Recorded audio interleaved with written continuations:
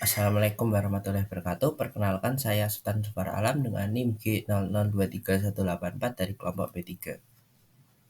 Untuk membahas skenario yang pertama, kita akan membahas tentang vena porta hepatis. Vena porta hepatis merupakan pintu gerbang hepar. Struktur ini dilalui oleh 5 hal. Yang pertama, vena porta hepatis, arteri hepatis provia, ductus hepaticus dexter et sinister, ramus dexter et sinister dari arteri hepatica, plexus hepaticus, nodi limfatiki hepatiki. Bangunan-bangunan yang melalui porta hepatis tersebut di luar akan berjalan dalam ligamen hepatoduodenal antara hepar dan juga duodenum.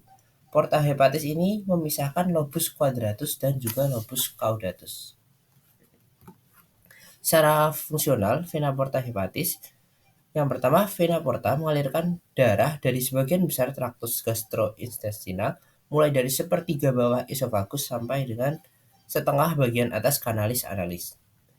Darah dari saluran cerna tidak langsung masuk ke dalam vena cava inferior, tetapi perlu melewati vena porta hepatis. Darah tersebut yang mengandung zat hasil penyerapan usus akan diproses, disimpan, dan juga didetoksifikasi di hati. Baru kemudian masuk ke sirkulasi umum. Vena porta juga mengalirkan darah dari lien, pankreas, dan vesika velea. Vena yang bermuara ke vena porta hepatis yang pertama ada vena lienalis, vena mesenterica superior, vena gastrica sinistra, vena gastrica dextra, dan juga vena cystica. Selanjutnya, anastomosa portosistemik. Sistem vena porta hepatis mengalirkan darah vena dari organ viscera abdomen menuju hepar.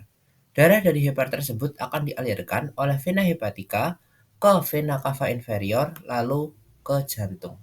Pada individu normal, aliran darah vena portal 100% dapat dialirkan melalui dari vena hepatica, sedangkan pada pasien-pasien dengan peningkatan tekanan vena porta hepatis, misalnya hipertensi portal karena sirhosis, aliran darah menuju hepar terhambat. Darah vena porta tersebut sebagian akan dialihkan menuju saluran-saluran kolalateral yang akan bermuara ke dalam sirkulasi sistemik pada titik-titik tertentu.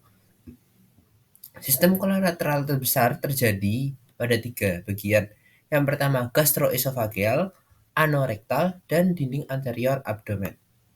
Bila tekanan vena porta hepatis masih terus meningkat, akan terjadi varises pada vena di daerah anastomosis tersebut sehingga membentuk keadaan klinis. Nah, untuk yang pertama di daerah gastroesofageal yaitu ada vena gastrica sinistra yang berperan sebagai portal akan beranastomosis dengan sistem vena azygos yang berperan sebagai sistemik.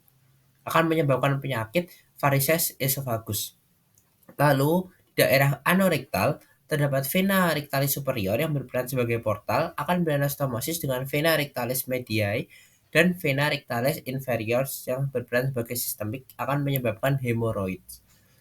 Yang terakhir di dinding abdomen sekitar umbilicus itu ada vena paraumbilicalis yang berperan sebagai portal yang beranastomosis dengan vena superficial dinding abdomen yang berperan sebagai sistemik menyebabkan kaput medusa. Selanjutnya, untuk skenario yang kedua tentang lingua. Pada lingua terdapat dua otot. Yang pertama otot intrinsik yang terdiri dari musculus longitudinal superior, musculus longitudinal inferior, musculus transversalis, dan musculus verticalis.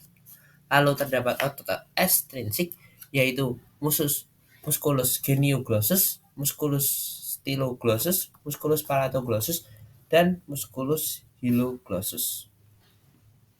Nah, muskulus-muskulus ini diinervasi oleh nervus hypoglossus, kecuali satu muskulus yaitu musculus palatoglossus yang diinervasi oleh nervus vagus.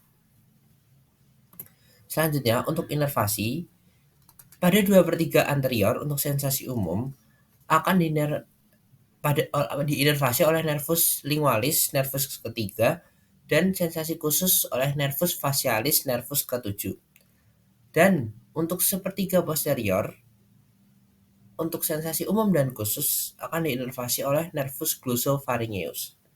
Untuk vena dan arterinya pada slide ini masih belum benar. Untuk yang benar, untuk arterinya itu ada arteri lingualis yang berasal dari cabang arteri carotis externa, ramus tonsialis arteri facialis, dan arteri pharyngeus ascendens. Lalu untuk vena, terdapat vena lingualis dorsalis yang dapat dilihat dari sias inferior lingua dan vena lingualis profunda yang berjalan mengikuti arteri lingualis, di mana kedua vena ini akan bermuara pada vena jugularis interna.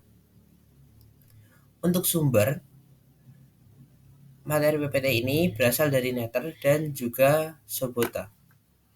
Sekian dari saya, bila ada salah mohon maaf. Wassalamualaikum warahmatullahi wabarakatuh.